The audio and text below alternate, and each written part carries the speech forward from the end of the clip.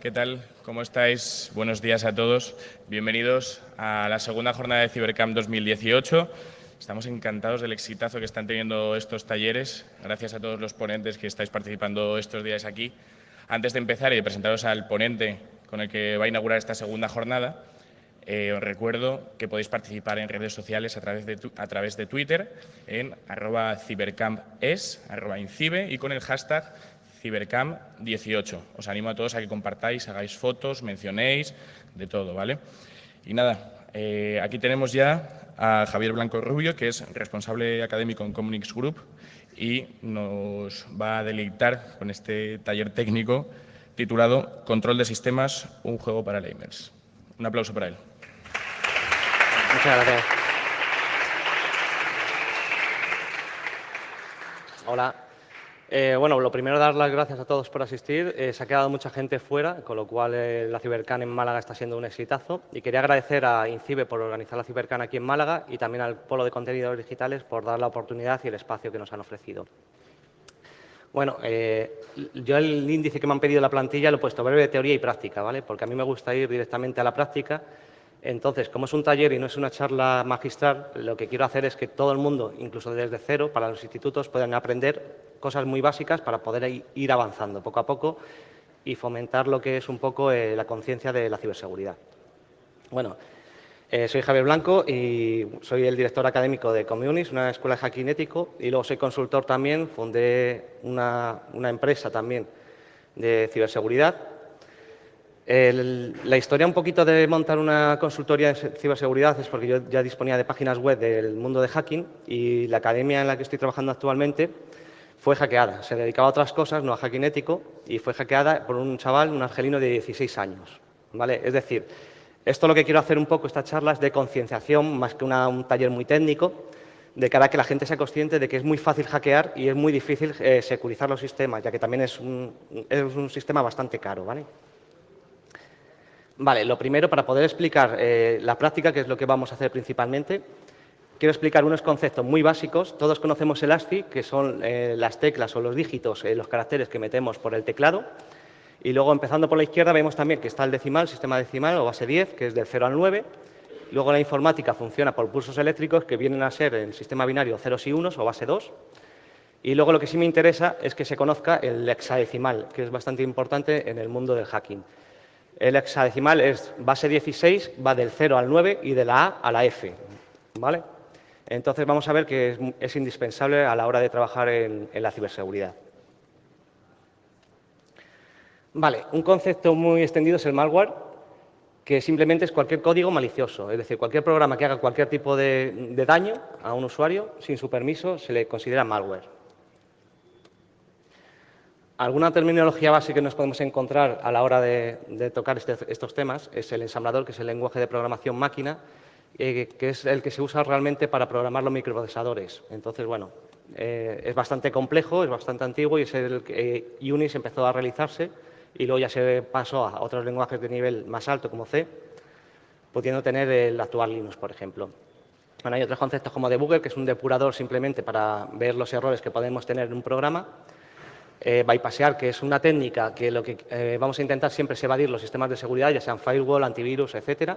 Y luego hay un concepto que es noobs. Pongo dos porque es que realmente cuando hablamos de noobs hablamos de dos cosas. Empezando por la derecha, el iconito que tenéis a la derecha es una técnica para bypassear cualquier sistema de seguridad, que podemos verlo, por ejemplo, en frameworks como Metasploit de hacking. Y luego el noob que nos interesa son null option, es decir, caracteres vacíos, para que el código vaya saltando. Es decir, si encuentra un noob, continúa buscando la siguiente instrucción en la programación. Bien, los antivirus es una de las cosas que cuando hacemos un virus o queremos infectar un ordenador es lo primero que debemos intentar saltarnos. Si no, el 95% más o menos de los ordenadores tendrán un antivirus gratuito seguramente, ya sea Avast, AVG, etcétera. Estos antivirus trabajan de dos formas. La heurística, que son algoritmos que lo que intentan es percibir qué acción vamos a tomar para intentar evitarlo y detectar que es un virus. Y luego está lo que son las firmas. Las firmas, que son en hexadecimal, es un código de caracteres hexadecimal que es repetitivo. Es decir, si tengo un malware o un ransomware, por ejemplo, como el Cryptologic o cualquiera, lo que vamos a buscar es qué secuencia se repite en el código dentro de varios equipos infectados, ¿vale? Entonces, bueno, luego vemos las firmas, pero simplemente son caracteres en hexadecimal. Bueno, a la hora de analizar un virus o realizar antivirus, hay dos conceptos muy importantes, que es la ingeniería inversa. Es decir, partimos de que tenemos un virus o un ordenador infectado y vamos a ir viendo hacia atrás cuál es el comportamiento, ya sea del virus, de un hardware, etcétera, lo que se llama ingeniería inversa. Y luego están las sandbox, que son las cajas de arena, que simplemente son entornos controlados y simulados donde metemos varios sistemas operativos virtualizados para poder probar un malware o un virus de cualquier tipo y ver qué efectos y qué funciones está realizando. Es decir, si está abriendo puertos, si está lanzando tráfico hacia una dirección IP de Internet, etcétera. Vale, algunos conceptos de malware importantes es bindear, que simplemente consiste en coger un archivo y un ejecutable, por ejemplo, y meter otro archivo que se ejecute con el otro de forma oculta. Es decir, por ejemplo, abrir un programa, instalarlo, y que nos habrá pasado mucho si no lo sabemos, que bajamos de Internet de una página no segura un programa y lo que conseguimos es estar ejecutando un virus por detrás, que es lo que vamos a hacer hoy y vais a ver que podéis tener el control total de un ordenador simplemente ejecutando un archivo aparentemente seguro.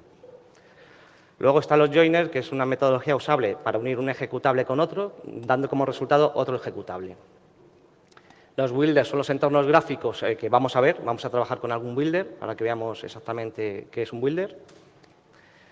Luego, un concepto muy importante es el stub, que simplemente, os lo leo tal cual, es un archivo que encapsula otro archivo que está cifrado, que suele ser el virus, con el objetivo de desempaquetarse a la hora de ejecutarse en el ordenador en el EOF, que es el final del archivo. Es decir, EOF significa final de archivo, simplemente.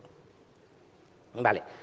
Las características que siempre vamos a intentar buscar cuando desarrollemos cualquier tipo de malware es la persistencia, que es la capacidad de que se mantenga ese malware en un sistema, ya sea, por ejemplo, con retrovirus, es decir, que pueda atacar al propio antivirus para intentar cerrar el proceso. La ofuscación, que es la técnica que usamos para modificar el código de forma que cualquier programador o persona que lo esté viendo, ya sea con ingeniería inversa o de cualquier otra forma, no se entere del código, es decir, ocultar lo que está haciendo realmente ese malware. El backdoor, que es una puerta trasera, de forma que si yo infecto un equipo, lo que no voy a tener que estar es infectándolo cada vez que intento acceder. Lo que voy a hacer es crear un backdoor y ahí, cada vez que yo quiera acceder, voy a poder acceder sin tener que infectar de nuevo a ese equipo. El concepto FUD, que es full indetectable o totalmente indetectable, que es el objetivo de, por ejemplo, cualquier malware que no sea detectado por ningún antivirus o el menor número de antivirus posible. Vale, tipos de malware hay muchos. Entonces, antiguamente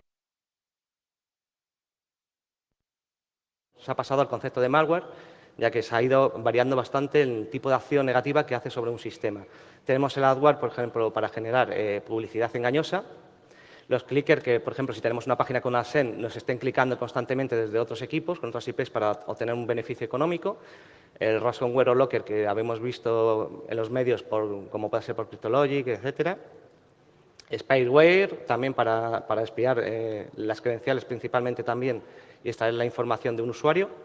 Los gusanos, que simplemente son cualquier tipo de malware que intente replicarse, ir moviéndose por una red entre los distintos equipos. El phishing, que lo conocéis todos porque habréis recibido correos electrónicos para intentar capturar vuestras credenciales de un banco, etcétera. Troyano es cualquier virus que sea ejecutado por el usuario. Malware es un daño específico para un usuario, como hemos dicho, y luego hay un concepto muy interesante que es el keylogger, que vamos a usar también, que es una aplicación que nos va a registrar en el ordenador infectado todo lo que el usuario teclee por pantalla, en el teclado, vamos, que esté tecleando, lo vamos a tener registrado. Luego uno muy interesante, RAT. ¿Alguien ha usado alguna vez un RAT? Pocos. ¿El TeamViewer? Onides es un RAT. ¿Vale? Es decir, un RAT realmente es un programa de acceso remoto. ¿Qué sucede? Que cuando queremos infectar un equipo no podemos decirle ejecútate el TeamViewer y dándonos las credenciales. Entonces, lo que vamos a hacer es vamos a usar RATs para poder tener el control de un equipo sin que la víctima se entere. Luego los rootkit, que son un conjunto de aplicaciones que no sabemos para qué la vamos a usar, pero podemos usarlo posteriormente para explotar un sistema, ya sea para crear una botnet, una red de spam, de ataque de negación de servicio, etcétera. Bueno. Ya os he dicho la presentación breve. Vale. Y vamos a pasar a la práctica. Por petición de un veterano del INCIBE me han pedido que, bueno, el disclaimer, que se llama que no me hago responsable de los conocimientos que se van a ofrecer, etcétera, ¿vale? Esto va orientado realmente a la difusión un poco de la ciberseguridad y entender lo fácil que puede ser infectar un equipo. Entonces, bueno, Yo traigo mi chuletilla siempre. Vamos a ver, vamos a empezar por Windows, por sistemas Windows que son los más fáciles. Entonces, yo he creado dos sistemas operativos virtualizados, en este caso los dos son Windows 7. Uno va a simular el sistema víctima y otro va a ser el laboratorio, el sistema atacante. Bueno, lo primero que vamos a ver es el Offset Annotator. Estos son programas que se pueden descargar gratuitamente de Internet, no hay ninguna complejidad, no hace falta saber, entonces, por eso el título de la presentación, de un juego para lammers, porque un lammer es aquel hacker o que se cree hacker que con una aplicación sencilla que simplemente tiene que instalarla, darle siguiente, siguiente, siguiente, ya puede hackear un sistema y es muy habitual. Vale, el Offset Annotator, si lo abro, simplemente me va a decir este offset es funcional. Vale, lo acepto y me genera en el fichero de texto una nueva línea con el nombre del archivo. Vale, esto los antivirus consideran que es un virus. Vale, si yo lo analizo, por ejemplo, con el Avast actualizado de esta mañana, vemos que es un virus, aparentemente. Aunque no es peligroso realmente, está ejecutando y está salvando cosas en el sistema. Vale. El Offset Locator es una aplicación que nos va a permitir cifrar. Es decir, si yo quiero evadir un antivirus, lo primero que tengo que hacer es el contenido de ese virus o aplicación que me pueda detectar como potencialmente peligrosa. Lo que voy a hacer es cifrar el contenido o parte del contenido para que el antivirus no coja esa firma. Entonces, lo que tengo que buscar es la firma del antivirus al que vaya dirigido, en este caso el Avast, pero que podría hacerlo para varios distintos. Entonces, lo que se trata es conseguir un FUD, es decir, un virus o un ejecutable totalmente indescifrable. Es muy sencillo, el Offset Annotator, simplemente lo tenemos que registrar, el OCX, la librería, la damos a registrar. Y lo que veo es que la pantalla no se ve muy bien, ¿verdad? Es muy pixelada esta pantalla. Voy a intentar hacerlo grande. Vale. No sé si mucho mejor. No. Vale, esta pantalla es un poquito pixelada, ¿vale? Pero bueno, en las pantallas laterales sé que se va a ver bastante mejor. Vale. Si ejecuto el Offset Locator, es un builder, como hemos visto antes, que es una aplicación o un entorno gráfico donde vamos a construir nuestro virus. Vamos a trabajar para conseguir un archivo indetectable. Entonces, lo primero que hacemos es simplemente seleccionar el archivo que queremos cifrar. Me voy al Offset Annotator, lo marco y luego lo que me está pidiendo es el directorio de salida. Esto lo que me va a generar es una serie de firmas para ver realmente si conseguimos evadir las firmas de antivirus. Entonces, con hacer una nueva carpeta en el escritorio que le llame firmas, por ejemplo, lo que va a hacer es que todas las posibilidades de offset, ahora vemos lo que es, me las meta en esta carpeta. Vale, marco firmas. Bien, hay un concepto que es el offset. El offset realmente es un salto en la memoria del programa.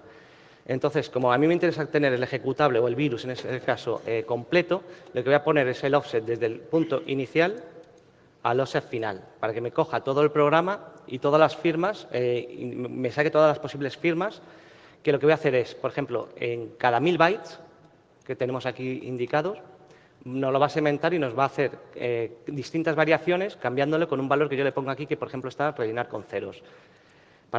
Bueno, voy a ponerlo en 100 bytes para hacer la prueba y luego le decimos qué extensión queremos de salida. Podemos poner una DLL en este builder, por ejemplo, o el .exe. Yo lo voy a dejar en .exe y le vamos a dar a iniciar. Ya está, una vez terminado, lo que me ha hecho es crear varias firmas. Y aquí va a haber un problema, y es que muchos van a ser detectados y van a ser ejecutables y otros no. Depende de lo que haya modificado, la parte de código que haya modificado. Y ahora vamos a verlo también en hexadecimal. Entonces, yo para saber cuál es un virus y cuál no, lo que puedo hacer es simplemente pasarle el antivirus a todas las carpetas, a toda carpeta con todas las firmas, y esperar que con los parámetros que hemos puesto sea capaz de dejarnos alguno que no sea detectado por el antivirus. Esto es lo que se llama un crypter, realmente, que lo que voy a hacer es cifrar parte del contenido donde se encuentre la firma del antivirus concreto que me detecta que esto es un virus. Dependiendo del programa tarda más o menos, pero por eso he cogido el Offset Annotator, que es muy ligerito, es unos K en realidad.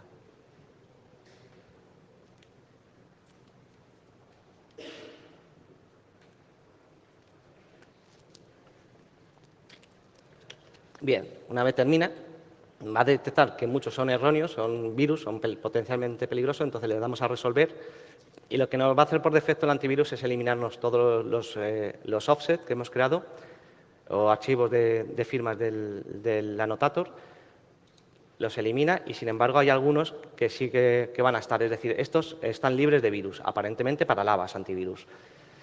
Hay algunos que funcionarán y otros que no, dependiendo del código que haya modificado. Entonces, lo único que tenemos que hacer es ver cuáles abren y por ejemplo, vemos que funciona correctamente y al aceptar me genera un offset funcional y aquí me pone con la firma. Ya teniendo uno, vamos a ver que realmente sea así. Vamos a analizarlo. Si el antivirus vemos que ya no lo detecta. Es decir, lo que hemos hecho es coger un supuesto virus y lo hemos hecho indetectable, en este caso, para el Avast Antivirus. Algo sencillito, ¿vale?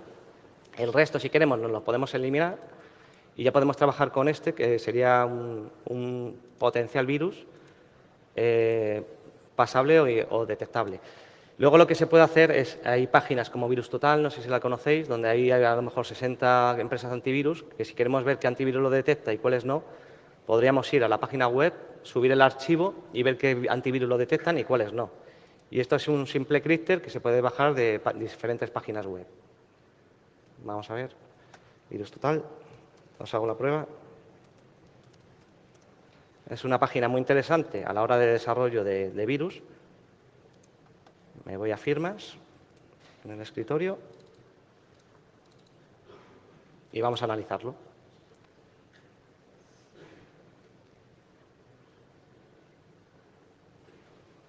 Vale, aquí vemos los que están en rojo nos detectan como virus, que está cargando aún, solo 8 de un total de 29, 16 de 60, pero lo que vamos a ver es que hay muchos antivirus que no son capaces de detectarnos que es un virus, cuando si no lo hubiésemos modificado con el crípter la firma, nos hubiesen detectado que era un virus, ¿de acuerdo?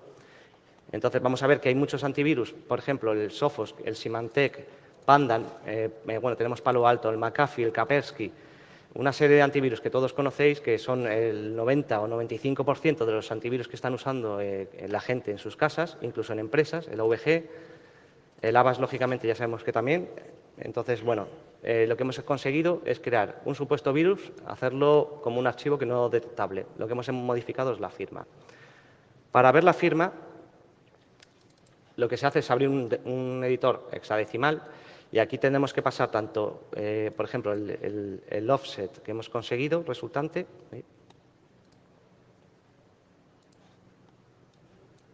Y lo que nos va a mostrar es el archivo en hexadecimal. ¿Qué es esto de aquí? Lo de la izquierda está diciendo la dirección de memoria. Esto es el offset, es decir, si un offset de 5 sería aumentar 5 direcciones de memoria, ¿de acuerdo? Iría de una en una. Esto es el código en hexadecimal y a la derecha lo tenemos en código ASCII, que sería más entendible. Entonces, lo que hemos hecho es modificar una parte de la firma. Para ver qué parte de la firma, si por ejemplo lo damos en las herramientas para comparar con otro archivo, vamos a coger el que tenemos, el de firma que hemos creado, y otro que es el original, el offset annotator, y le damos a OK. Y aquí lo que nos va a hacer es comparar uno con otro. Y aquí abajo nos va a aparecer las diferencias que hemos generado. Por ejemplo, vamos a ver que hay distintas, ¿vale? Y en Matchet, aquí. Vale, esto que nos pone en verde, en realidad es la parte que nos ha cambiado, que si os fijáis, nos lo ha sustituido por ceros. Entonces nos lo está comparando uno con otro. Vamos a ver. Y aquí tendríamos las diferencias. Si os fijáis en el código, lo que pasa es que es casi inapreciable. Está aquí en el C4, si os fijáis, me lo está marcando y aquí nos ha sustituido C4 por 00. Simplemente con ese pequeño cambio en la firma ha coincidido que estaba la firma del antivirus, en este caso del Avast, en esta parte de memoria, y hemos logrado alterarlo para que ya no sea detectable y, sin embargo, sí sea ejecutable, porque no es tan importante esta parte, estos dos caracteres hexadecimales, para la funcionabilidad del virus, en este caso, ¿de acuerdo? Vale.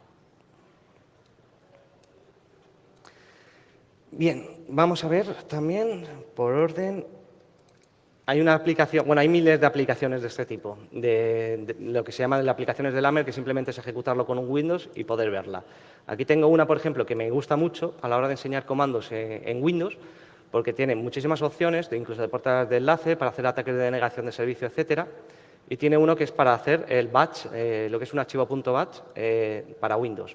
Entonces, aquí lo que vamos marcando son diferentes opciones y nos va mostrando a la derecha cómo lo ejecutaríamos desde Windows, por comandos. Es decir, si hacemos un archivo, un TXT, y lo salvamos como .bat en vez de TXT, podríamos generar un virus y podemos ver también las diferentes opciones para ir aprendiendo.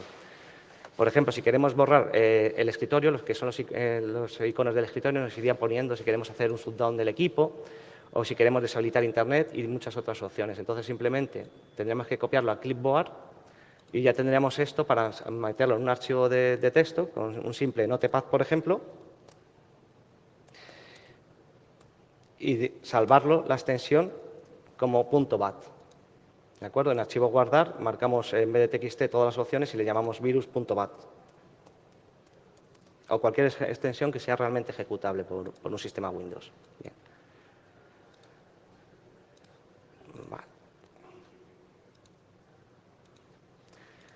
Vale, luego vamos a ver lo que son los RAT. Lógicamente, los RAT, cuanto más conocidos son, más detectables son por los antivirus. Entonces, muchas veces lo que nos interesa es ir estando a la última en los diferentes RAT, en páginas que tenemos en castellano muy buenas, como Indetectables, por ejemplo, y podemos descargarnos diferentes RAT. ¿Qué suelen hacer en muchas páginas? Para que la gente no coja un RAT que es potencialmente muy peligroso y pueda usarlo cualquiera sin tener mucho conocimiento, lo único que suelen hacer es modificar el inicio o el fin de un archivo. Entonces, lo que nos van a decir es con el archivo, que podemos ver el código de cualquier archivo que aparentemente es ejecutable, o un RAR, por ejemplo, nos van a dar el offset.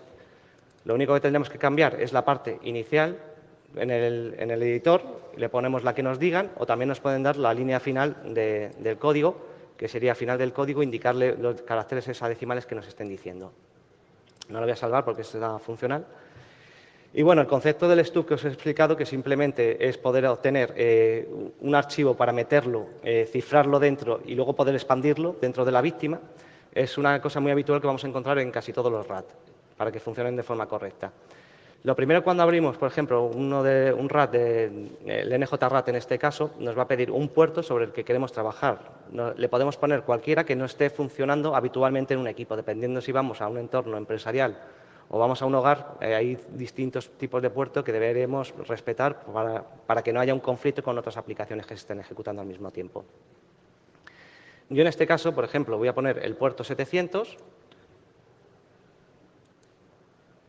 Va un poquito lento. Es lo malo de la virtualización. Ahora. Vale.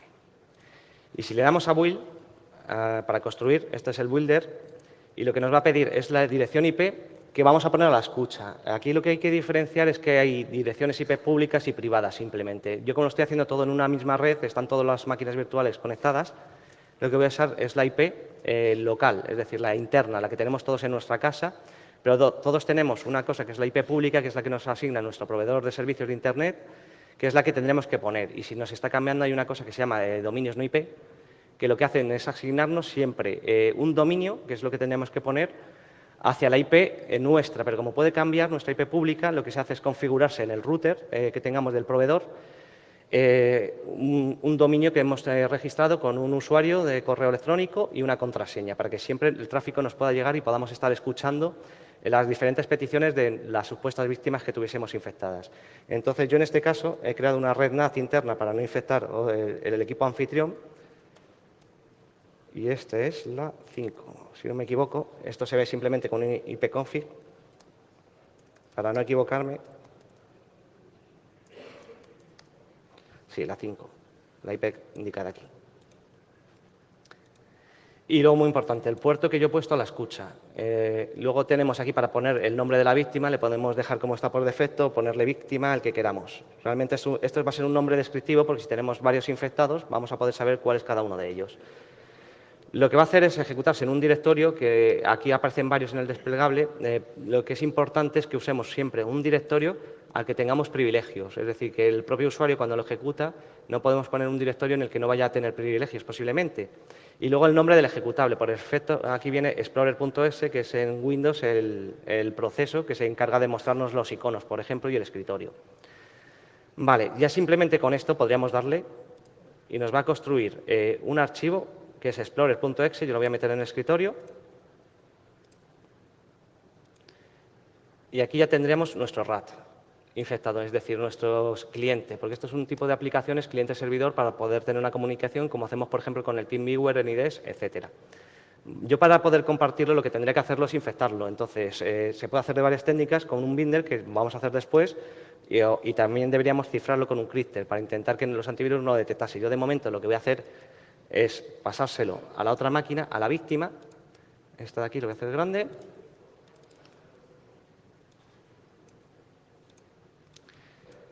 Y lo que voy a hacer es ejecutarlo. Aparentemente no va a hacer nada, porque lo único que va a establecer es una conexión, entonces por eso es muy importante los binders. Bindear un archivo de forma que si yo me bajo, yo qué sé, por ejemplo, el WinRAR o un archivo que yo tenga en una página web y por detrás está este archivo que está infectado, se va a reproducir y se va a instalar correctamente el programa y luego parte por en segundo plano se va a instalar esta aplicación, este virus. Entonces yo ya si me voy al servidor, lo que voy a ver es que ya tengo la víctima conectada. Simplemente con esto ya tengo un control total del servidor, habiéndole mandado un archivo que está disponible en Internet.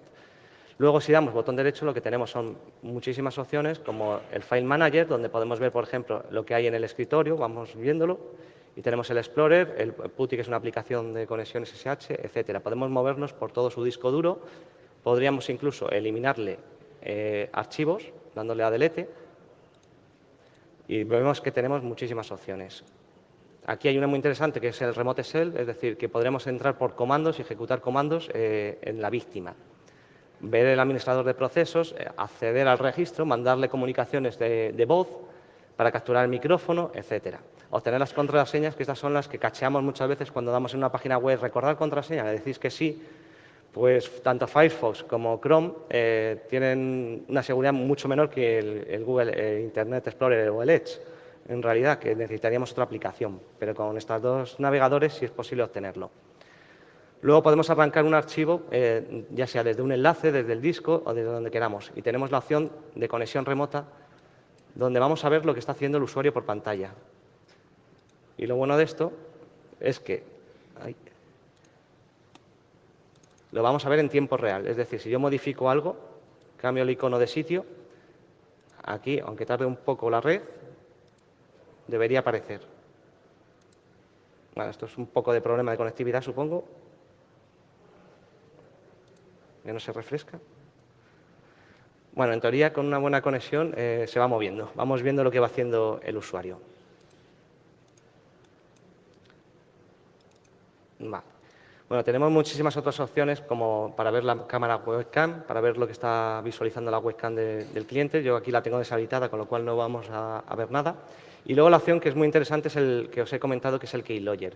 El Keylogger os he dicho que es la aplicación que si yo escribo algo por teclado, me lo va a ir detectando.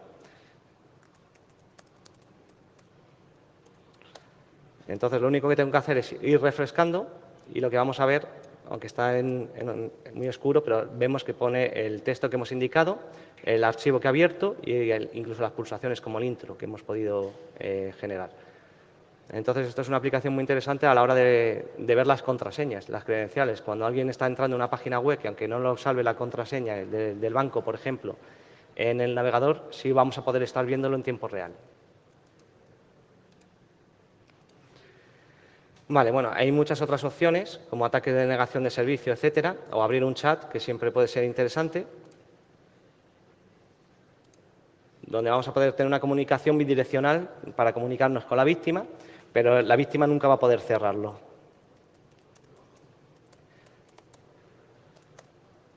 Vale, entonces aquí tendremos una comunicación bidireccional, ¿de acuerdo?, en tiempo real. Como os digo, la víctima no va a poder ni minimizar el chat ni cerrarlo, hasta que nosotros le indiquemos que ya está cerrado. Este tipo de aplicaciones lo que tenemos, ya os digo, es el control total. Podemos empezar a borrar archivos del sistema, empezar a descargar archivos que tenga personales, podríamos hacer cualquier cosa. Tenemos una shell de comandos, con lo cual no habría ningún problema a la hora de hacer lo que queramos con la víctima. Vale, vamos a ver algún otro. Hay muchísimos, hay algunos muy conocidos como el Dark Comet, pero ya os digo, cuanto más conocido sea, más fácil va a ser para un antivirus poder detectarlo. Vale, hay uno aquí, el 888, que es otro antivirus que simplemente le dais a OK y aceptar al principio. Este a mí me gusta bastante, que lo único que le vamos a indicar es un puerto, bueno, tiene 1337 por defecto, aunque no lo veáis en la pantalla, ¿vale? Lo tenemos que conectar y en Builder igual. generar la dirección IP que queremos poner a la escucha, el puerto que hemos indicado, el nombre que le dejamos como víctima, y luego este tiene bastantes opciones. Por ejemplo, tenemos aquí para instalar, le podemos decir que no lo pongan en el archivo, en la carpeta tem, luego el nombre que queremos generarle, por ejemplo, server.exe, lo podríamos cambiar. Y tiene opciones muy interesantes. Una de ellas era la persistencia que os he dicho, que de forma que el RAT, el virus, el malware, etcétera, pueda mantenerse constantemente cada vez que reinicia el ordenador. Entonces, aquí tenemos para que se arranque al inicio y sea persistente. Vale, tenemos para ocultar la instalación, en caso de que queramos ocultarla, diferentes opciones, y luego aquí hay cosas muy interesantes como el icono. Podemos cambiar el icono para que aparentemente sea una aplicación que le hemos indicado que es. Vamos a poner, por ejemplo, una de PowerPoint, del PDF. Y luego el Builder. Aquí tenemos para ocultar el archivo dentro de otro. Entonces, yo le voy a añadir un PowerPoint que tengo aquí en el escritorio,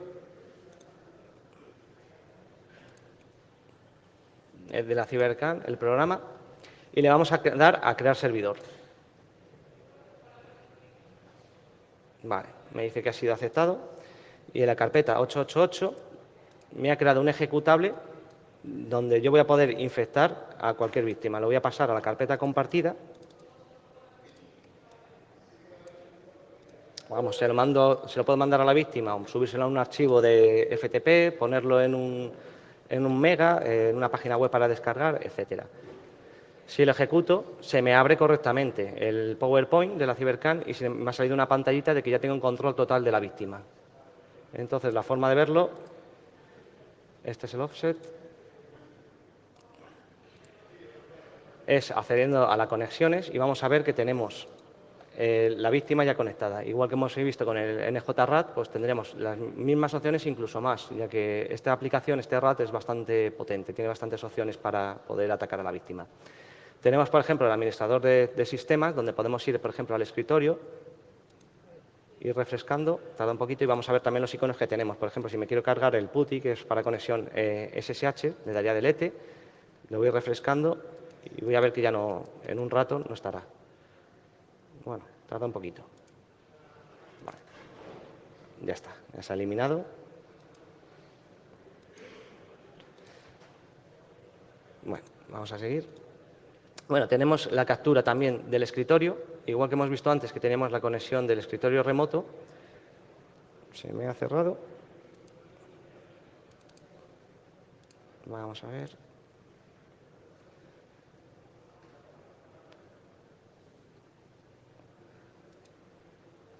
Conecto el puerto y se me debería quedar a la escucha, efectivamente. Vamos a ver si lo conseguimos.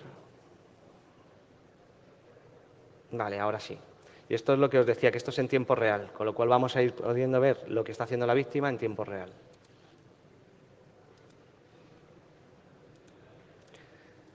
Vale, vamos a ver qué tenemos para capturar la webcam. Capturar sonido, es decir, que si están hablando y tienen el micrófono abierto y todo lo tenemos por defecto, vamos a poder capturar todo lo que están hablando la cercanía de donde esté el ordenador portátil. Luego, tener contraseñas, que como veis aquí también sucede lo mismo, tenemos para el Chrome y el Firefox, pero nunca para Internet Explorer o el Edge. Luego tenemos para procesar también los procesos de administración, la consola, que siempre es un objetivo a conseguir.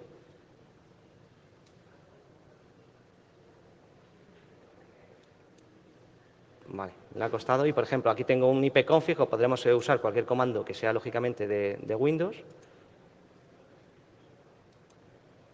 Ahora. Y vamos a poder tener datos como las direcciones IPs, etcétera. Todo lo que queramos. Vamos a poder navegar. Si hago un dir, voy a ver el directorio, dónde se encuentra.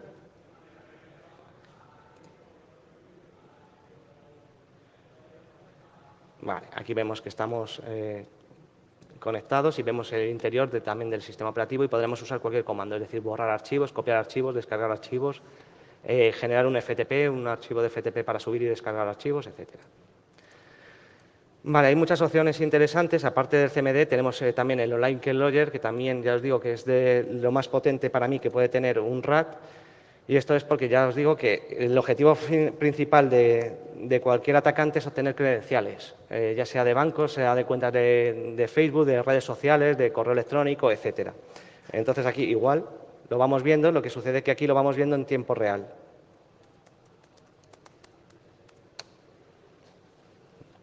¿Veis? Aquí me va apareciendo. Borro el log, lo cierro. Vale, tenemos también igual, por ejemplo, el chat, que es la misma funcionalidad exactamente que antes que hemos visto, y va a depender de que seamos nosotros que cerramos la conexión. Si le pongo buenos días, lo va a recibir y él no va a poder en ningún momento cerrarlo. Nos va a poder contestar, pero no va a poder cerrarlo, salvo que cierre el proceso. Esto lo que sí es importante, que nosotros hemos puesto nombres de procesos. Entonces, por ejemplo, aquí tenemos uno que es el explorer.exe, ¿vale? Y vamos a ir viendo los procesos que vamos generando, dependiendo de cómo llamemos a nuestro virus. Hay uno que es muy famoso, que es el svachhost.exe, que no sabéis muchas veces qué es donde se suele meter porque la gente cuando lo ve sabe que hay cosas que son del sistema que usan ese proceso, entonces es muy habitual usar ese tipo de procesos, porque el Explorer, si ves que hay uno con mayúsculas, otro con minúscula, puede ser muy llamativo. Cerramos. Y bueno, tenemos de todo tipo de opciones, de borrar cookies, speaker para mandarle mensajes de voz, tenemos para verle el low-look, para borrarle el low-look, vamos, más que vérselo, para abrirle CD-ROM, si es que lo tiene, tener su dirección, su localización GeoIP, etcétera, ¿vale? Vamos a ver. Va un poquito lento, ¿vale? Las máquinas virtuales es lo malo, que eso sí, si hacéis alguna práctica, usad siempre máquinas virtuales. Nunca uséis el equipo anfitrión, sobre todo para descargarlos, porque vais a tener muchos problemas y casi todos los archivos que hay en Internet están infectados. Entonces, si no tenéis un buen antivirus, es mejor casi que lo hagáis en una máquina virtual, que si sucede algo, cogéis, la borráis y no tendréis ningún problema. Vale, hay otra aplicación que también me parece muy interesante a la hora de obtener los iconos, que es el ResHacker. El ResHacker nos va a permitir, por ejemplo, si tenemos un juego instalado, mucha gente lo que busca en Internet, algo muy habitual, es los cracks del juego, con el iconito. Entonces, con esto lo que vamos a conseguir, con esta aplicación, es obtener los iconos de una aplicación. Por ejemplo, si yo arrastro el editor hexadecimal, me va a aparecer toda la estructura del árbol que tenemos y en acción vamos a tener para guardar todos los recursos. Eso sí, a ver dónde lo guardamos, porque va a generar bastantes archivos. En firmas, por ejemplo. Le doy a guardar. Vamos. Vamos a probar de nuevo. En documentos no. Bueno. Le pongo un nombre. Vale. Aquí lo que vamos a ver son todos los iconos que usa la aplicación. Vamos a ver los iconos grandes. Y vamos a encontrar, por ejemplo, el que queremos, que es el que nos interesaría, que es este de aquí, este icono que es el de la aplicación. En caso de ser un juego, lo que hemos pasado, lo que vamos a tener es el iconito del juego, simular que hemos hecho un crack y lo que estamos infectando es a lo mejor el crack, pero con un RAT detrás, con lo cual vamos a tener el control de todos los usuarios que se bajen ese crack del juego. ¿Vale? Que ese suele pasar bastante. Lo que pasa es que la gente no se suele dar cuenta y ya os digo, casi todos lo que tenéis es el McAfee, Kaspersky, AVG y el Avast. Prácticamente. ¿Hay alguien que tenga otro antivirus distinto? Uno, muy bien. Una persona, ¿vale? Vale. Vale. Vamos a parar un poquito con lo que es Windows. Esta máquina la voy a cerrar un momento.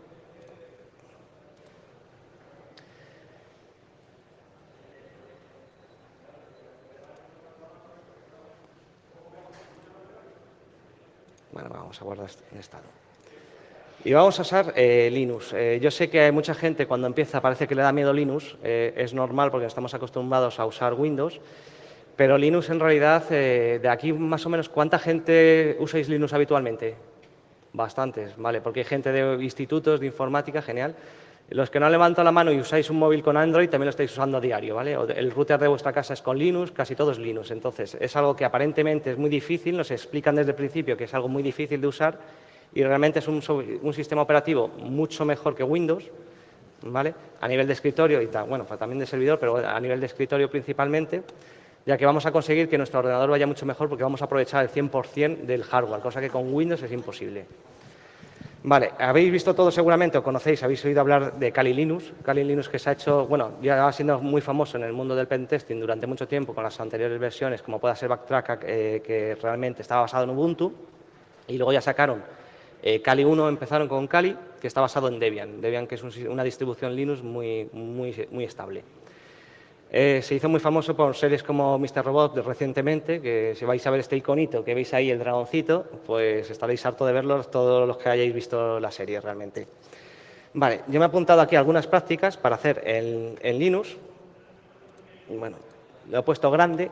Aquí creo que se va a ver mejor incluso que en Windows, ¿vale? Se ve, ¿no? A ver si hago ¿Se lee el código en esta pantalla? Yo es que desde aquí cerca lo veo fatal.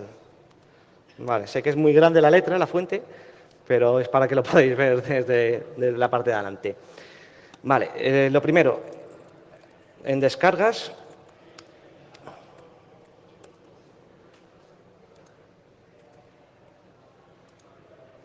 vamos a ver si lo tengo.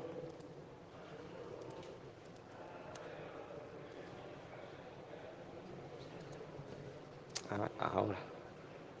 Vale. Shelter. El Shelter Project es un proyecto de código libre que lo que nos va a permitir es abrir un ejecutable, poder modificarlo y meter ahí, por ejemplo, un virus o lo que queramos meter y poder cerrarlo de nuevo, de forma que sea ejecutable y al final lo que viene a ser es como un builder. Entonces, yo aquí ya lo tengo instalado para no hacer toda la instalación. Tengo el archivo Shelter, el ejecutable, y luego me descargo una aplicación cualquiera de Windows. Es decir, un exe por defecto en Linux no va a funcionar, es un ejecutable. Y Linux, más que con ejecutable, trabaja con otro tipo de archivos, como pueden ser también por los shell scripting. Entonces, lo que voy a hacer es usar un emulador de Windows, que se llama Wine, para Linux. Con lo cual, vamos a poder ejecutar aplicaciones de Windows en el sistema Linux. En este caso, el que me interesaría es shelter.exe.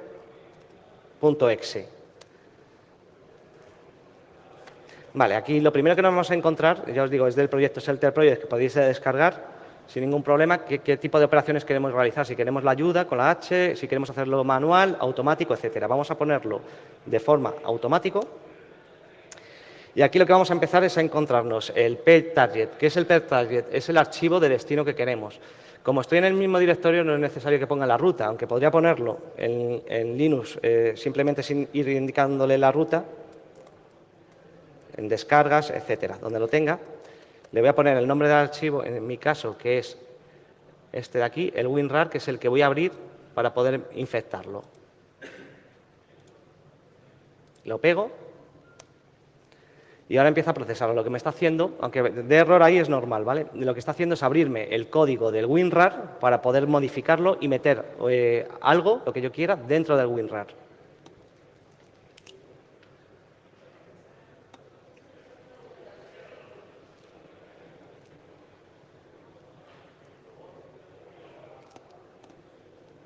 ¿Cómo que lo eche? Ah, la pantalla, que no se ve bien ahí. A ver. Es que la letra está muy grande. Y se ve, ¿no? Vale. Bueno, me está diciendo ahí que ha sido creada una librería correctamente.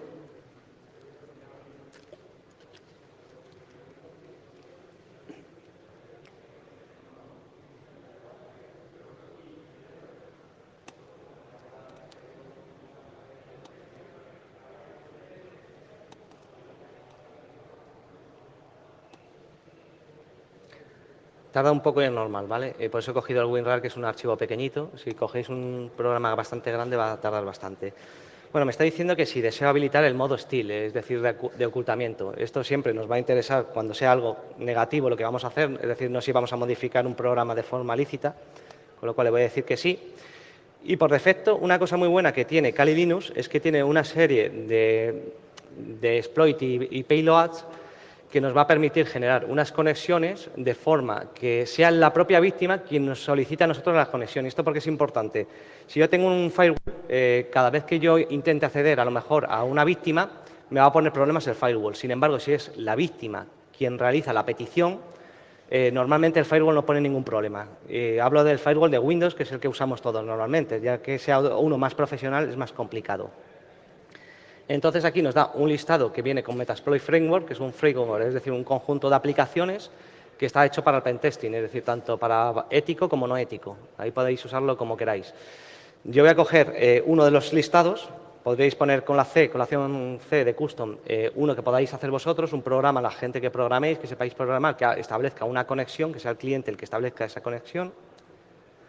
Y aquí lo que me está diciendo es que seleccione el index, es decir, el número del payload que quiero seleccionar. Hay uno muy conocido que es Meterpreter, que Meterpreter es el objetivo de cualquier hacker ético, ¿vale? Cuando hacemos una auditoría, porque eso lo que nos hace es darnos el control total. Es una consola donde vamos a poder tener todos los permisos. Dentro de ella vamos a ver que hay varios, dependiendo del tipo de víctima que queramos infectar, nos puede interesar más uno u otro, es decir, si es un servidor web nos va a interesar este de aquí o el HTTPS si es un servidor web con cifrado SSL. Bueno, tenemos otras distintas, como la sed inversa o la sed ciega. De momento yo voy a coger la más sencilla, que es la reverse TCP para otro equipo. Y ahora me va a venir unos parámetros que son los que se ponen con Metasploit Framework siempre que usamos un exploit. El set lhost significa localhost, es decir, la IP del equipo local. Aquí voy a hacer igual, voy a usar la IP privada que tengo internamente, pero si yo quisiera sacarlo a Internet, todas estas aplicaciones, lo único que tendría que hacer es poner la IP pública mía, la que podemos ver en páginas como cualesmip.com o cualesmip.es, etcétera, y tendría que redireccionar, eso sí, en el router, el puerto que yo seleccione para que todo ese tráfico entrante y saliente venga a la IP interna de la Kali Linux. Es decir, simplemente hacer una redirección, porque si no, cuando llega una petición desde el exterior que ha generado desde fuera, no va a saber el router a quién mandárselo. Entonces, lo que tengo que enlazar simplemente es el tráfico interno con el tráfico externo, porque eso por defecto lo hace el NAT, que es un protocolo que tenemos todos en el router, que lo que hace es dos redes con rangos distintos, hace que puedan interactuar entre ellas, es decir, genera una tablita donde hace que una petición que yo he solicitado, por ejemplo, a una página web desde mi equipo, vaya a Internet y cuando reciba esa solicitud, la devolución de la solicitud, sepa qué dirección IP interna entregárselo. Esto puede ser con Internet o puede ser entre dos redes con rangos distintos. Entonces, yo en mi caso tengo la 192.168.10 y no me acuerdo cuál es la IP. Espera, lo hago grande también para que se vea. En vez de ipconfig, en Linux es fconfig, no es muy distinto. Y la IP que tengo es la acabada en 6, ¿vale? Perfecto. Punto 6. Bien, aquí me está diciendo el puerto. Aquí podéis coger cualquier puerto. Lo que se recomienda siempre es que el puerto sea mayor de 1024. Eso está bien para evitar que haya un conflicto con otro tipo de aplicaciones, ya que los 1024 primeros puertos son estándares para otras aplicaciones. Yo siempre recomiendo uno superior al 10.000 para poder evitar algún tipo de conflicto. Los puertos, para quien no lo sepa, viene a ser como unas puertecitas dentro de cada ordenador donde entra y sale cada aplicación. Por ejemplo, cuando hacemos una conexión a Internet por el puerto 80, por ejemplo, una página sin HTTPS, lo que hacemos es hacer la solicitud al puerto 80 y luego lo que hace el ordenador para poder generar nuevas peticiones entrantes es crear un socket que se llama, que es mandarnos a otro puerto distinto, que puede ser cualquiera, de forma que pueda seguir recibiendo peticiones. Si no tendremos el problema que si yo estoy viendo google.com, nadie más podría ver esa página, ¿vale? Eso es el puerto, simplemente algo que está escuchando una aplicación. Cuando se ejecuta una aplicación, la que sea, siempre va asociada a un puerto. Entonces, aquí vamos a poner uno cualquiera, yo voy a poner 700 para no complicarlo. Y lo que me está generando ahora mismo es el WinRAR con una shell, es decir, con un Meterpreter. Si le doy al intro, voy a hacer un clear para subirlo. Si hago un ls-l, aquí lo que vamos a ver es el mismo WinRAR, pero está infectado. Entonces, lo que tengo que hacer es mandárselo, por ejemplo, a la víctima. Vamos a ver. Voy ahí, está en descargas. Vale.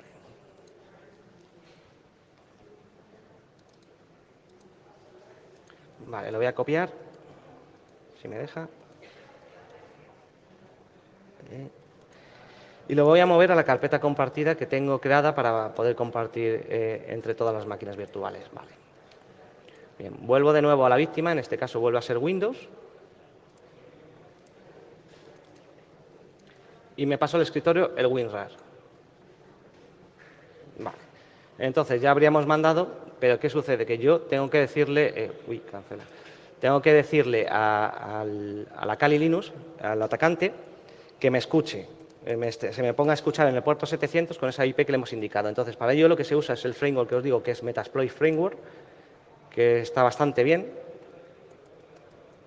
No es complicado, aunque parece bastante complejo, luego los comandos siempre suelen ser los mismos. Es una forma de obtener, espera, sí, así que se vea, ¿vale? Es una forma de obtener, en este caso tengo 1829 exploit, es decir, un exploit es una aplicación o un script que me va a atacar una vulnerabilidad concreta. Tenemos auxiliares y payload que nos van a ser de ayuda, los post, es decir, cuando ya atacamos un sistema, las post-explotación que se llama, los encoders que al final son crypter, como hemos visto, para cifrar. Lo que pasa es que este es el problema que tiene, que realmente Metasploit es muy conocido, entonces los antivirus seguramente estos cifradores o crypter los va a detectar, no va a tener mucho problema en poder detectarlo. Y luego lo que os digo, que el 10 nubs, que había que diferenciar lo que son las null operation, es decir, los huecos que va saltando en la programación, la que hemos puesto con el offset, el locator, que habíamos sustituido por 00 en este caso, por lo que es un sistema para bypassear o evadir un sistema de seguridad. Vale. Vale, a ver, he abierto el puerto, abro Metasploit y vamos a empezar a usar un payload que es el multihandler,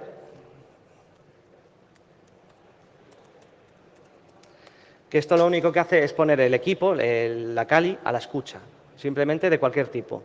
Y luego lo que tenemos que poner es el exploit que hemos querido usar para poder infectar a la víctima. En este caso hemos usado el reverse TCP, entonces tenemos que colocarlo con el comando set, siempre se usa set, payload.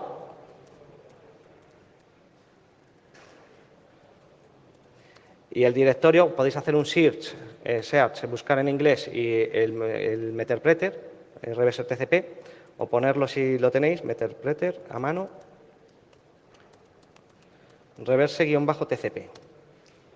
Vale, con esto ya lo que le hemos hecho, le hemos dicho a nuestro ordenador, a la Kali Linux, que empieza a escuchar a través de un payload, en este caso, que es el reverse TCP del meterpreter. Ahí luego hay que poner siempre show options o options, que nos va a decir las opciones que deberemos configurar para que el exploit que hemos mandado pueda funcionar de forma correcta. Aquí lo que vamos a ver son los distintos nombres de configuraciones que debemos poner y los que son requeridos. En este caso, los 3 son requeridos. Vale, este ya está puesto, está actualmente configurado y, por ejemplo, el L-port está por defecto el 4444, que es el que usa siempre el Metasploit. Con lo cual es muy interesante cambiarlo porque si yo veo un puerto 4444 en mi sistema, voy a saber que es Metasploit, que me están atacando, ¿vale? Entonces, la forma de hacerlo es igual. Ponemos set y le ponemos la opción, por ejemplo, el L-port, primero, y tenemos que poner el puerto que le habíamos indicado anteriormente, es decir, el 700 en este caso, ¿vale? De ejemplo. Luego, también importante, que no está puesto, es el local host, es decir, la dirección IP que vamos a poner a la escucha. También la habíamos configurado previamente, entonces tenemos que ponerlo con set lhost y poner la dirección IP que 192.168.10.6. Con esto ya lo tendremos configurado. Si hacemos de nuevo un show option, vamos a ver que ya los datos que hemos puesto están alterados, han sido cambiados, con lo cual ya podremos poner a la escucha este payload para empezar a recibir peticiones, que no tiene que ser solo del Windows que vamos a infectar, sino que puede ser de cientos o miles de víctimas al mismo tiempo. Vale, la forma de explotarlo, por ejemplo, con el comando exploit, y vemos que ahí ya ha comenzado a escuchar el reverse TCP. ¿Qué sucede si yo ahora ejecuto el WinRAR? Me pide los permisos como siempre y me aparece para instalarlo. Es decir, aparentemente es un WinRAR normal. Y sin embargo, yo aquí me ha cambiado el PROM. No sé si lo veis, pone meterpreter. Si yo hago, por ejemplo, un AME, bueno, más igual, no me lo reconoce porque es de Linux.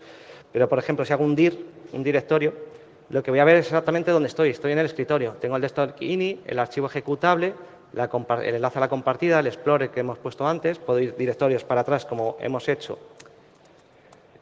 hecho, puedo ir atrás tanto como quiera y al final si hago un dir, vamos a ver que tengo aquí la carpeta Windows, carpeta User, etcétera. Entonces yo podría ir y modificar Users, voy accediendo, voy haciendo un ls y puedo ir accediendo. Por ejemplo, en este caso tengo un usuario que es User también, en singular en este caso. Puedo acceder al escritorio. Bueno, espera, a ver, el desktop o escritorio. Vale, yo lo tengo como desktop en inglés, pues accedo. Y si hago un ls, lo que voy a ver es todo lo que hay en el escritorio. Yo aquí ya puedo hacer lo que quiera, realmente tengo privilegios. Con lo cual ya podría hacer realmente lo que quiera y lo tengo a la escucha. Vale, hay otros comandos que nos pueden servir para intentar escalar privilegios. Es decir, si tenemos un usuario e intentar sacar un usuario root, por ejemplo, el getUID, que me va a decir con qué usuario estoy. Es decir, stalker es el nombre de la máquina y user el usuario con el que estoy. Igualmente tengo el getSystem, ¿vale?, que ahora me ha pasado directamente a admin, al usuario administrador. Y luego tenemos también el getPrips para obtener privilegios, con lo cual habremos obtenido todos los privilegios ya sobre esa máquina, ¿vale? Siempre es lo mismo, más o menos, los comandos. Luego todo tiene 1000 variaciones, como toda la vida, pero con esto ya podríamos tener el control total del equipo, ¿de acuerdo? Así que no se me olvide nada, que yo sin chuleta se me salta todo. Vale, sí. Comandos. Si yo puedo hacer un background para volver atrás y ya saldría. Hay varios comandos que son sessions -l, que me va a mostrar el listado de todas las víctimas que tengo yo ahora mismo conectadas. En este caso solo tengo una, que es esta de aquí, me dice la IP y el puerto que es la víctima. Y tengo aquí el ID de la víctima. Si yo quiero acceder de nuevo a esa víctima, le hago session y le pongo -i. Y el número de la sesión a la que quiero acceder. Si tuviese 25, puedo elegir la que yo quiera y poder acceder, y de nuevo me metería el meterpreter, con lo cual estaría de nuevo dentro de la víctima, donde la había dejado con esta víctima. Vale. ¿Qué sucede si yo instalo esto y acepto? Vale, listo. Me dice que bien, me ha instalado el WinRAR, ya tengo el WinRAR, podría descomprimir con WinRAR. Pero si os fijáis, me ha quitado la conexión, ¿vale? Eso es porque no es persistente. Ese es el problema del que siempre hay que buscar una persistencia. Yo lo que no puedo hacer es estar dejando al tío que esté ejecutando un programa y decirle, espérate que te voy a hacer un persistente, ¿vale? Entonces ahí es cuando siempre vamos a estar buscando la persistencia. Le digo que sí, bueno. Si hago un session, -l de nuevo, voy a ver que no tengo ninguna conexión activa, porque en cuanto ha terminado de ejecutar el WinRAR, ya no está. Entonces, para ello, lo que hay que hacer es hacerle persistente. Vamos a ver, formas de hacerlo. Hay varias, es decir, podemos usar diferentes aplicaciones, ya que estamos en Metasploit.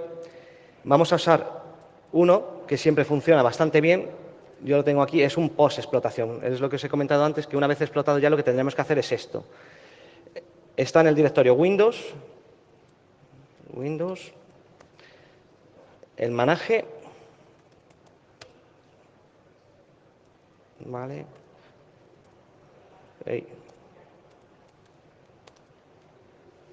no me lo coge el tabulador, no, es que hay muchos.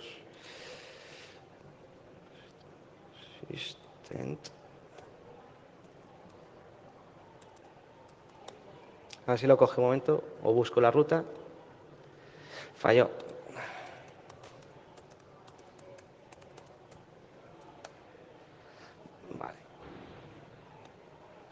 Vale, es este de aquí.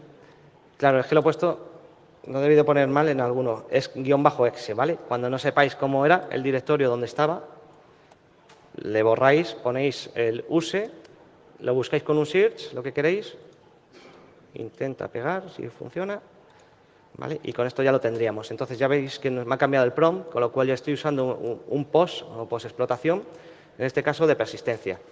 La forma de usarlo es lo mismo siempre, show options, vamos a ver todas las opciones que necesitamos. Es decir, estas de aquí, que son las requeridas, siempre que pone yes, tendremos que cumplirlas. Lo primero, hay una importante que es esta de aquí, que es el Startup, que tenemos que indicar el usuario. Aquí, por defecto, está User, es decir, un usuario que a lo mejor no tiene privilegio suficiente, que es el de la máquina atacada.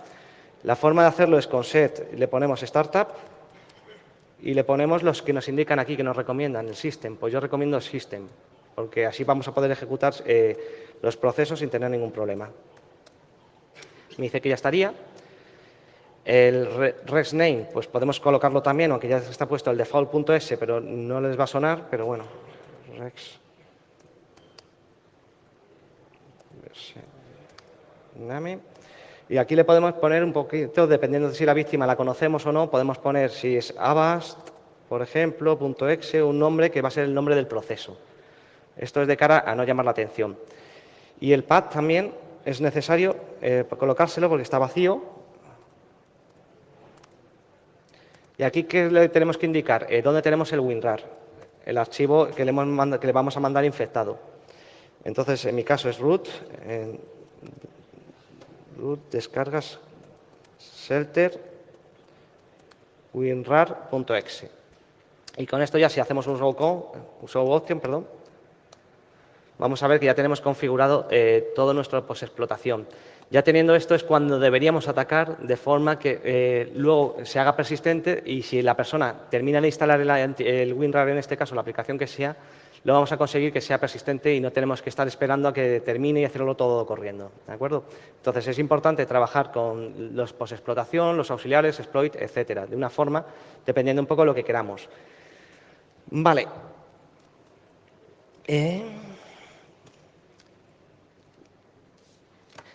Vale. Una cosa que quería enseñar, bueno, yo tengo ya hecho un comando, son las firmas. Voy a hacerlo un poco más pequeño porque si no, no se va a poder ver bien. Bueno, aquí esto es un antivirus que es de código libre, que es participativo, con lo cual podríamos participar todos los que nos dediquemos a desarrollo de virus o antivirus, que es el ClanAV, en realidad. El ClanAV nos permite ver, por ejemplo, las firmas de diferentes archivos o de diferentes troyanos que nos ha detectado. Por ejemplo, aquí uno de Windows, que es el RACI, que nos dice que es un tipo troyano y vamos a ver que la firma es en hexadecimal, que es lo que os comentaba que tenemos que hacerlo. Entonces, cuando detectamos cuál es la firma de un virus, lo que tenemos que ir es a ese código con el editor hexadecimal y modificar un simple carácter. Es decir, con que modifique un 6 y le ponga un 7 dentro de la firma, el antivirus ya no va a detectarlo con firma. Vale. Bueno, tengo aquí más grande. No tanto. Vale, existen luego lo que son las puertas traseras o backdoors, que hay muchas aplicaciones, dependiendo un poco de lo que queramos hacer o cómo lo queremos hacer. Hay una aplicación que ya tiene también preinstalada en Kali, que es el Weebly, que nos va a permitir hacer una puerta trasera, por ejemplo, para un servidor web. Esto, que si le damos Weebly, nos va a venir las diferentes opciones y vamos a ver que es muy sencillo. Si yo lo que quiero es generar primero, voy a usar este comando de aquí. Entonces, es simplemente con Weebly, le damos a Generate. En password podemos poner cualquier contraseña o nombre que queramos, víctima, por ejemplo, víctima. Y el path, es decir, ¿dónde lo queremos generar? Si lo queremos generar aquí, pues ponemos el nombre simplemente y podemos poner un index o un archivo de página web que queramos, o info, por ejemplo, .php. Vale, me dice que ha sido generado. Entonces, en este directorio, si hago un element, que podéis hacer prácticamente lo mismo. Se ejecuta con SysToolkit o desde lo que es el entorno gráfico. Y aquí lo que nos va a permitir es hacer ataques de ingeniería social especialmente. Tiene muchos, como por ejemplo, si yo cojo la opción 1 de ingeniería social, puedo hacer una PowerShell para atacar, un vector de PowerShell. Y aquí lo que me va a permitir es hacer diferentes PowerShell, es decir, para conseguir al final obtener el control. Tenemos, igual que antes, el reverse shell, el bin shell, etcétera. Por ejemplo, si cogemos la opción 1, nos va a decir que pongamos igual que siempre, porque si veis que hay muchas aplicaciones que son por comandos, aparentemente no son por entorno gráfico, nos va a pedir las mismas opciones. Si no me ha cambiado la IP con el corte de luz, creo que es esta, la que vamos a poner a la escucha, o la externa tendrá que ser en este caso. El puerto me dice el 443 por defecto, lo podríamos dejar. Y ahí lo que me está haciendo es generar ya el archivo, aunque tarda un poquito, pero bueno, sería ejecutarlo. Vale, aquí. Bueno, me dice que si deseo comenzar a escuchar. Antes de ponerme a escuchar, aquí tengo un directorio que puedo ir por comandos o por entorno gráfico, lógicamente.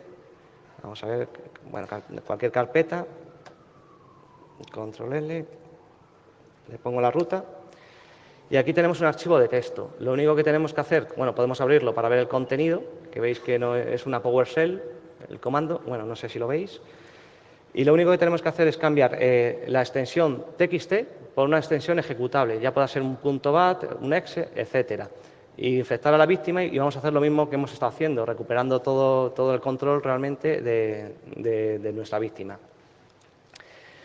Vale, a mí sí me gustaría ver algún comando, ya os digo, es muy sencillo, de Google Hacking. ¿Qué sucede? Que Google Hacking antes estaba muy bien y ahora cada vez es más complicado por el CAPTCHA, ¿no? Sabéis qué es el CAPTCHA, que cuando ponéis una cosa muchas veces, como puede ser potencialmente peligroso, nos está pidiendo que demostremos que no somos un robot, etcétera. Pues hay varios comandos, os voy a poner los que yo considero más importantes. A la hora de buscar siempre, bueno, estoy en la máquina, voy a hacerlo, en la máquina virtual, mejor, no en la máquina física, para evitar problemas. La forma de buscar es muy sencillo en Google, todos sabemos buscar en Google y si ponemos vaca verde, por ejemplo, nos va a buscar dos palabras, que son vaca y verde, de forma indiscriminada. Luego tenemos cosas para hacer una búsqueda mucho más refinada, que si ponemos vaca verde entre comillas o cualquier término o conjunto de términos, nos va a hacer una búsqueda exacta, donde coincidan esas dos palabras con ese mismo orden. ¿De acuerdo? Veis que la búsqueda ya nos ha encontrado. Igualmente tenemos otros caracteres interesantes, que si yo, por ejemplo, quiero quitar cualquier término, por ejemplo, Facebook, con el control, el signo menos, pongo Facebook, ya me va a buscar todas las páginas que tengan vaca verde conjunto, menos las que tengan en su contenido la palabra Facebook, con lo cual iríamos refinando bastante la búsqueda. ¿Qué sucede? Que luego tenemos los comandos que os digo, por ejemplo, el filetype, que le podemos indicar si lo queremos un tipo de archivo. Por ejemplo, si queremos un PDF, un TXT, que nos busque TXT. Es decir, aquí lo que nos va a buscar son páginas que, si os fijáis, son todo TXT. Bueno, las que sean, y aquí nos va a abrir mucho los robots.txt, por ejemplo. Entonces, si no me interesan los robots, le podría quitar robots, y entonces ya vamos a buscar otro tipo de archivos de texto que no son precisamente estos. Ahora de todo, tampoco quiero abrir información, muchas por si acaso, porque luego le podemos decir bastantes opciones. Os voy a decir yo aquí las que para mí son más importantes. Si queremos buscar en un sitio concreto, con site, le ponemos 2 puntos. Por ejemplo, si fuese microsoft.com, le indicaríamos el site donde queremos buscar. Es decir, vamos a buscar solo dentro del contenido, de todo el contenido, una página tan amplia como es microsoft.com. Bueno, el link también puede ser interesante, que son webs que tienen enlaces a la página que le indiquemos. El intitle, que nos puede servir para poner un título, por ejemplo, es muy usado para el intitle of, index of, ¿de acuerdo? El index of, para quien no lo sepa, es un fallo de seguridad que consiste en ver qué hay dentro de un directorio. Esto debería estar eliminado en cualquier servidor web porque podemos ir navegando sin saber los enlaces, con lo cual, aunque haya información que no esté publicada aparentemente en la plataforma, no esté enlazada, vamos a poder ir accediendo. Entonces, aquí tenemos claves PGP. Bueno, dependiendo de la página, les puede interesar, si es un repositorio o algo así, puede ser interesante, si no, no. Por ejemplo, con InURL, que esté en el contenido de la URL, es decir, en el nombre, en la dirección de la página web. Y aquí podemos poner, por ejemplo, password, vamos a ponerle, que nos va a buscar, en este caso, archivos de texto.txt que tengan el contenido password dentro de la URL. Aquí hay bastante peligro ya, empezando con esto. Si abrimos, no lo voy a abrir porque ahí seguro que hay contraseñas. Bueno, no tengo permiso para abrirlo, ¿no? Quien quiera que lo pruebe, seguramente empecéis a encontrar muchas páginas con todo el listado de usuarios separado por 2 puntos, la contraseña de ese usuario, incluido la del administrador o root, ¿vale? De los diferentes servidores que vais a encontrar en Internet. Entonces, con esto lo que se puede es automatizar las búsquedas en lo que se llaman los DOR, los Google DOR, cuando usamos como buscador, como base de motor Google, para buscar una vulnerabilidad muy concreta. Por ejemplo, esto sería una vulnerabilidad bastante grave, es decir, poder encontrar miles de contraseñas con un simple comando, una línea de código tan sencillo, es un fallo de seguridad bastante grande. Vale, tenemos muchas otras opciones, tampoco me quiero extender. Google, si os interesa el tema, hay bastante información en Internet sobre Google Hacking, ¿vale? Voy a cerrar el navegador y esto. Vale. Aquí, bueno, cuando no le he dicho que escuchar, es decir, si yo infecto con este archivo, convirtiéndolo en un .bat, lo único que tendré que darle a yes, pero bueno, vamos a hacerlo. A ver si es que funciona.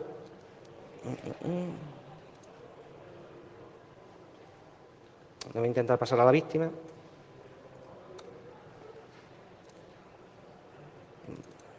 Vale. Lo voy a guardar como, y por ejemplo en el escritorio lo voy a salvar como el mismo archivo .bat. Da igual el nombre. Vale, lo cierro. Cierro esta shell. Y me voy a la carpeta compartida. Vale.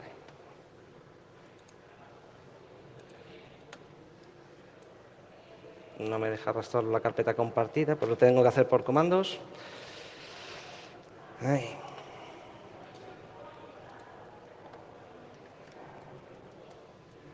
Vale. Está en el escritorio, pues cede escritorio. Y lo que voy a hacer es copiar el... Bueno, esta es de 32 bits por lo que estoy viendo, ¿vale? Esto habría que hacerlo de 64 bits en mi caso, porque las máquinas que estoy usando son Windows 7 de 64 bits. Y está en media SF compartida, que es la carpeta compartida. Vale, en teoría ya debería tenerlo y el cliente, aquí lo tiene, lo va a poder ejecutar. Pero antes yo tengo que poner, como os he dicho antes, a escuchar. Le tengo que decir que sí, le doy al intro y ya la Kali estaría escuchando con lo que nos habíamos quedado. Le voy a ejecutar y aquí tenéis el código. Vale. Bueno, todavía estaba arrancando el Metasploit Framework de antes que se había parado. Vamos a ver. Vale, ahora está escuchando. Antes no. Y o va lento. A ver, Sessions. No me ha generado. Esto es lo que os comento. Yo lo que he puesto es uno de 32 bits, que es lo que he estado viendo. Al hacerlo esto, tendremos que usar un PowerShell de 64 bits para un sistema de 64 bits. Yo recomiendo ya hacerlo directamente con 64 bits porque ya los de 32 bits ya no están ni fabricando en realidad, ¿vale? Salvo que sea otro tipo de dispositivos que no sean de ordenadores básicos o de ordenadores personales o servidores, habría que usar 64 bits. Vale, comentar otras opciones que tenemos también dentro del propio Kali Linux, que es el MSF de Metasploit Framework Venom. Este lo que nos va a permitir es hacer, bueno, vamos a usar un encoder, voy a poner un ejemplo práctico. Tenemos la opción con "-p", le vamos a indicar que sea el de Windows, uno conocido. Yo tengo aquí el Meterpreter reverse TCP. No le he puesto la "-p".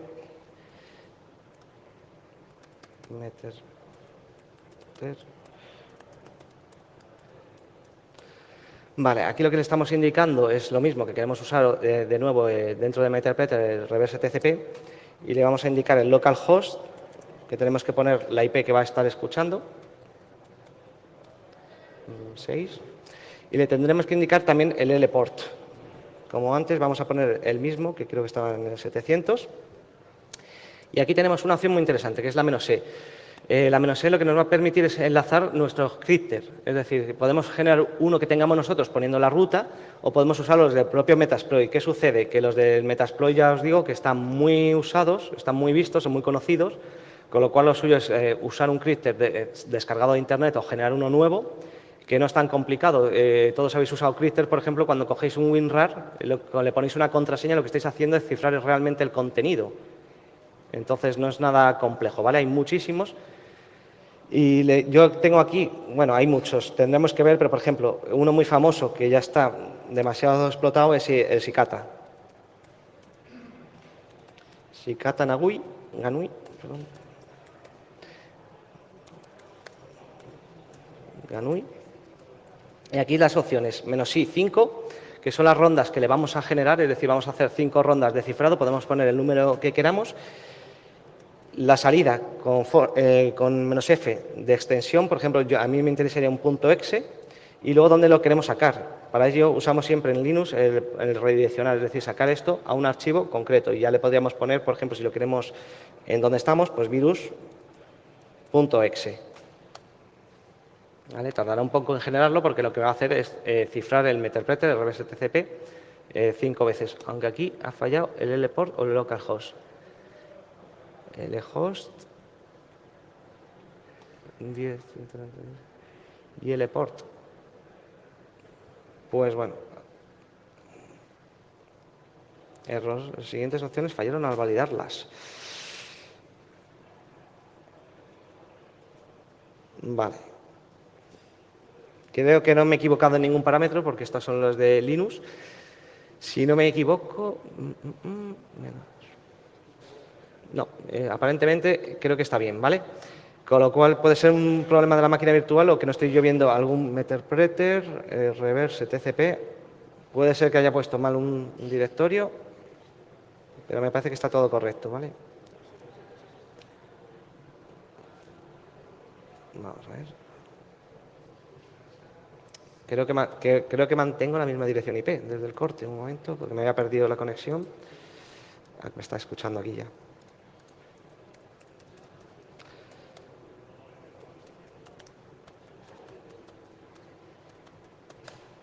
Vale, sí, tengo conectividad por lo menos. Y la IP es correcta.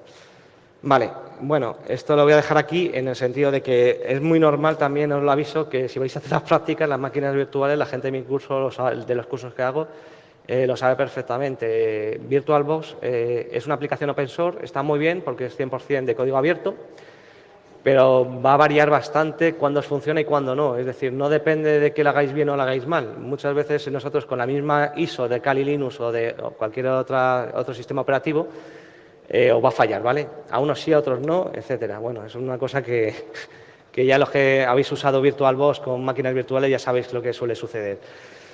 Vale, quería saber, sobre todo, por la hora que es, que en teoría quedan 10 minutos, a mí sí me gustaría saber si hay preguntas, hay dudas. Ya os digo, esto es una charla muy introductoria, muy de iniciación, porque sé que iban a venir institutos, entre ellos alumnos que me habían dicho que iban a venir con institutos y otros institutos que se han quedado fuera, pero me interesa que haya un fomento de la ciberseguridad. Entonces, quiero saber si hay alguna duda, alguna pregunta. Que me explico, ¿eh? ¿Se ha quedado todo claro? ¿No tenéis ninguna pregunta, chicos? Edu, si quieres. Sí, pregunta. Sí. Quería saber si en el ejercicio anterior que usted hizo, si cuando la víctima se le saliera de la red, por ejemplo, una laptop se va de la casa, cuando llega el DHCP le asigna otra IP. Sí. O en el caso también del atacante que le podía asignar otra IP. ¿Qué pasaría en ese caso? ¿Tendría usted que ponerse una IP fija? No, vamos a ver. Yo lo estoy haciendo todo en una red local, como si estuviese yo en casa, atacándome en casa, ¿vale? Yo, lógicamente, los tengo con IP fijas. Por ejemplo, bueno, voy a salir de aquí. Bueno, tengo abierto.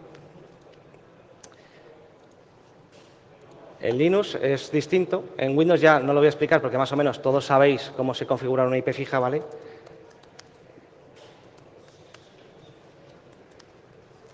Yo, si os fijáis aquí, el interfaz, tengo el de loopback, ¿vale? O local loopback, y luego tengo el ETH0. Vale. Es que la pantalla aquí se corta un poco, me dicen, así que... Ahí. Entonces, es otra forma de configurarlo. Yo lo que he configurado un interfaz por comandos, ¿vale? Porque es más estable que si lo hago por el entorno gráfico en Linux. Funciona muy bien el comandos, normalmente, mucho mejor que el entorno gráfico. Yo lo que he hecho es configurar esta fija con una puerta de enlace y todos están dentro, en teoría, de una red NAT, aunque les he puesto luego NAT también para que NATe con la salida y puedas tener conexión a Internet, ¿vale? Más que nada por seguridad. Entonces, yo esta IP la tengo igual que tú la puedes tener en tu casa, es decir, que es una IP que es pública y hay una RFC, un estándar internacional que es el RFC 1819, que nos dice las IPs internas que podemos tener. Eso solo son locales, internas. Entonces, si yo quiero hacerlo todo, trabajar externamente, tengo que sacar mi dirección IP pública, por ejemplo, cuál es mi IP.com, puedes ver cuál es tu IP pública, y es con la que tengo que trabajar. Es decir, cada vez que pongo la máquina a escuchar, por ejemplo, con el LHost, le voy a poner la pública. Pero ¿qué sucede? Si yo uso un puerto, el 443, el que sea, el puerto que sea, cuando llega la petición del atacante, me hace una solicitud, el router no va a saber quién soy, ¿vale? Qué máquina, si es la Kali, si es un Windows 7, si es un Windows 10, etcétera, ¿vale?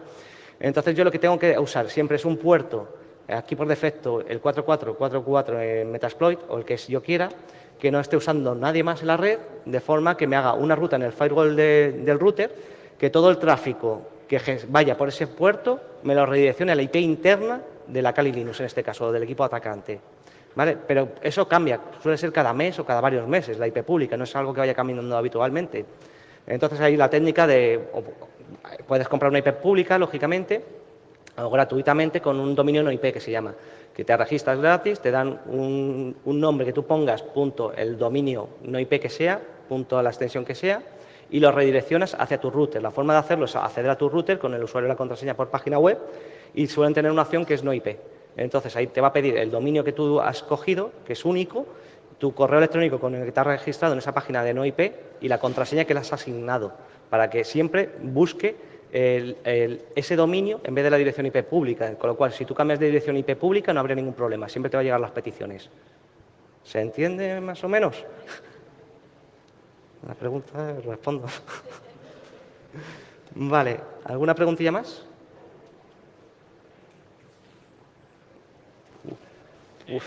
Sin micrófono. Ah, perfecto, hay micrófono. Cuando metemos la dirección IP de escuchante, entonces nosotros podemos meter un dominio, ¿no? Para lo que tú has dicho. Sí. A ver, yo pondré la dirección. ¿Por qué te lo digo? Depende en qué aplicación hay aplicaciones. Hay varios RAS que tienen ya para el no IP, como el 888 este que hemos visto, ¿vale? Le puedes poner o IP o un dominio no IP. Por ejemplo, en Metasploit yo no te lo recomiendo. Yo te recomiendo poner la IP local, ¿vale?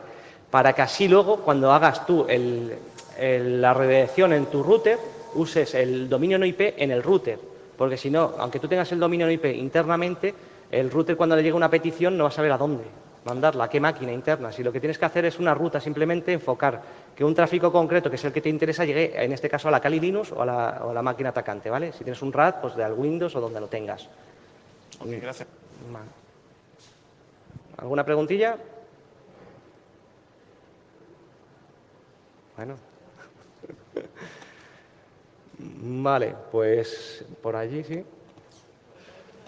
Bueno, eso es bueno que no haya tantas preguntas. Hola. Buenas. Durante la sesión se habló básicamente de cómo yo puedo atacar a una persona, pero si a mí ya me han atacado y yo quisiera defenderme, ¿cómo lo hago? ¿Defenderte contra qué tipo de ataques? Con el ataque, por ejemplo, de que me están verificando mi monitor, me están... Vale, ahí en Windows. En Windows supongo, ¿no? Sí, en Windows. Bueno, da igual, vamos a verlo. Hay varios comandos que nos pueden ser útiles para esto. Por ejemplo, abrimos una terminal de comandos y si lo puedo hacer más grande, mejor, ¿vale? Vamos a cambiar. Es que no sabía que iba a ver este monitor, ¿vale? De hecho, en teoría, esto era un taller. Yo pensaba que iba a haber más gente con ordenadores y eso, pero... Bueno, pero no. Bueno, es igual. Hay un comando que es el netstat y le podéis poner muchas opciones. Por ejemplo, si ponéis el -on, os va a salir una cosa interesante que es las conexiones que se están realizando. Entonces, es importante que tú veas cuál es tu dirección interna, en este caso la de este equipo, y el puerto por el que está saliendo. Y esto te está diciendo a qué IP externa y a qué puerto está saliendo. Yo, por ejemplo, si tengo aquí 80 y no tengo ningún navegador, hay algo sospechoso, ¿vale? Depende del puerto 700 que va a otra dirección IP, y no tengo nada abierto con el puerto 700. Yo no estoy haciendo una petición en ningún puerto 700, en teoría.